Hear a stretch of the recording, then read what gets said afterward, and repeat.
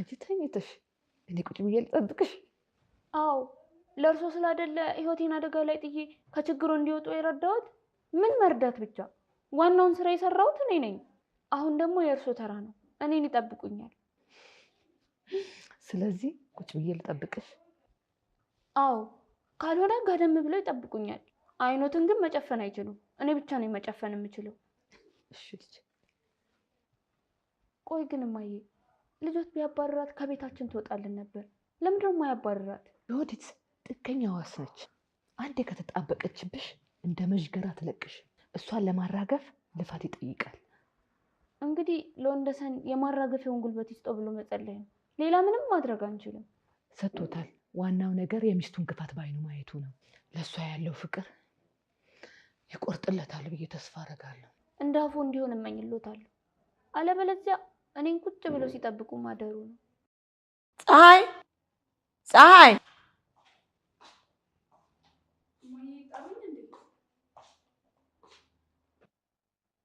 ጠሩኝ እንዴ? ያለኝ ደስ ይለው ነበር። አይኑ ላይ ያዩትን ጥላቻ ከዚህ በፊት አይቼው አላውቅም። ሞኝ ሲነቃ አገር አላስቀምጥ ይላል። በይ አቴና ተመኘለት። የት አለ ታዲያ ቀለበቱ? ሁለቱም ቀለበቶች እመርጣለሁ። እኔ አልመርጥም። እርሶ ወልደው ነው፣ እኔ ተቀጥሬ። ምን በወጣኝ ለእርሶ የተወረወረ እሳት የሚያነደኝ። ይኸው ልጆ እውነቱን እንዲያውቅ አድርጌዋለሁ። ከዛሬ ጀምሮ አብራችሁ መንደድ ነው። ዓለም ከደሙ ንጹህ ነች። እውነት ነው የኔ ልጅ፣ ተባረኪልኝ። ደራሽ አለዋያ ያሳጣሽ። አንዳንድ ሰዎች አለን ዙሪያችን ላይ ያለውን ጥለት ሩቅ አሻግረን የምንመኝ፣ ነገራቶች ዙሪያችን ላይ ስላሉ ብቻ የማናጠናቸው ይመስላል ያለ ጥቅም የምንባክን። አንዳንድ ሰዎች አለን የተሰጠንን ትተን ያጣኑ ፍለጋ የምንባዝን፣ ይበጀናል ያልነውን በማሳደድ የተጠመድ፣ ከምናውቀው ዛሬ ይልቅ ለማናውቀው ነገ የምንሟሟት አንዳንድ ሰዎች አለን። የነገ ሰው። አንድ ሰው ለብዙ ዓመት ሲያገለግለው የነበረ ባለጸጋ አለቃው በድንገት ከዚህ ዓለም በሞት በተለየበት ወቅት አንድ ሰው እንዲህ ሲል ይጠይቀዋል። ለመሆኑ ይሄ ባለጸጋ አሰሪህ ወደ ገነት ይሄድ ይመስልሃል? ሲል ይጠይቀዋል።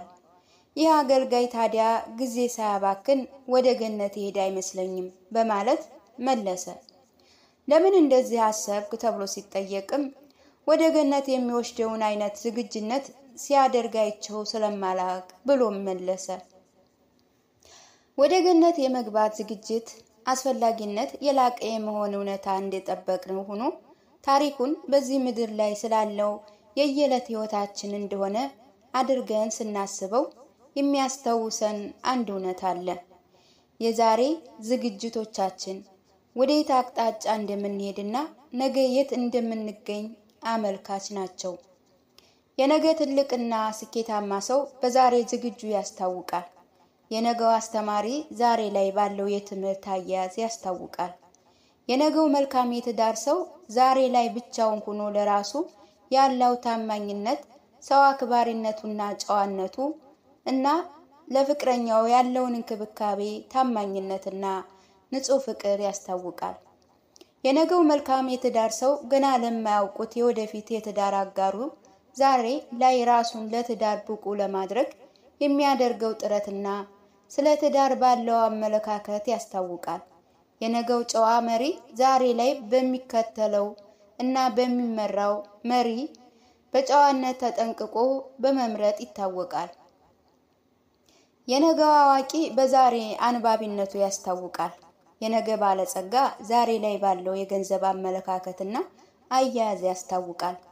ነገ ላይ ራሳችንን የምናገኘው እድል በራሱ ባመቻቸልን ሳይሆን ዛሬ ላይ በቂ ዝግጅት ያደረግንበት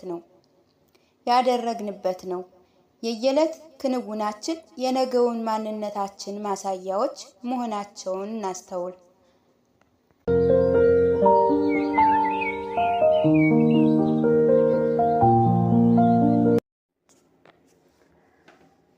ለሁሉም ጊዜ አለው። አትቸኩል። ለሁሉም ጊዜ ያለው ያንተን ገጽ አንድ ከሌላኛው ገጽ 10 ጋር ታወዳደር። ጥያቄህ ትክክለኛ ይሁን እንጂ መልስ ቢዘገይም አይቀርም። ዝሆንና ውሻ በአንድ ቀን አረገዙ። ከ3 ወር በኋላ እርጉዟ ውሻ 6 ቡችላዎችን ወለደች። ከ6 ወር በኋላ ውሻዋ እንደገና ረገዘች። ከ9 ወር በኋላ ሌሎች 6 ቡችሎችን ወለደች።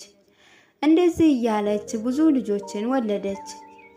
በ18ኛው ወር ውሻዋ ዝሆኗን እንዲህ አለቻት፣ እርጉዝ መሆንሽ ግን እርግጠኛ ነሽ?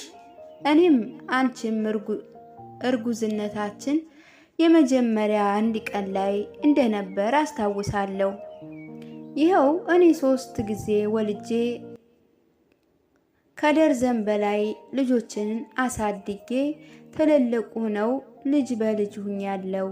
አንቺ ግን አሁንም እርጉዝ ነሽ? ችግር አለ አለቻት። ዝሆኗን መልሳ እንዲህ አለቻት፣ አንድ እንድታውቂልኝ የምፈልገው እኔ የተሸከምኩት ቡችላ ሳይሆን ዝሆን ነው። ልወልድ የምችለው በ2 ዓመት አንዴ ብቻ ነው። ግን ልጄ ገና ተወልዶ መሬቱን ሲረግጥ ሰዎች ተደንቀው ይጎበኙታል፣ የሁሉንም ቀልብ ይስባል። ስለዚህ የተሸከምኩት ኃይለኛና ትልቅ ቀልብ የሚስብ ነው አለቻት።